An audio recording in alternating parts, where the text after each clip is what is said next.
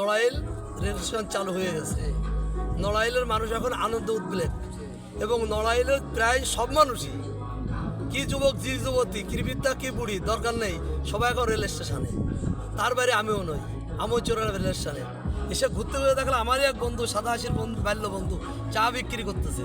দেখে খুব মানে গর্বে বুকটা ভরে গেল যে বন্ধু আমার চা বিক্রি করছে এই বয়সে এসে। বন্ধুর সাথে আমিও চা বিক্রি শুরু করে দিলাম। এখন এক পাশে এক ভাই আছে, সেই ভাই এখানে দাও, সেই ভাই চা খাবে। এই যে চা এখন বানাচ্ছি, ঠিক আছে, চা বানাচ্ছি, দুই দোস্ত মিলে চা বিক্রি করতেছি, ঠিক আছে। এও কিন্তু 87 বন্ধু, ঠিক আছে। চিনি দাও, ওকে।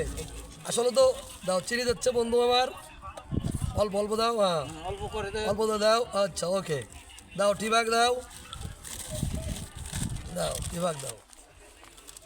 আপনারা দেখছেন চা তৈরি করা হয়ে গেল। এই যে চা ইয়েও চলে গেল। এবার আমার আর এক ভাই দোকানদার, তাকে আমি চা দিচ্ছি, তাজা চা, ঠিক আছে, তাজা চা, ঠিক আছে।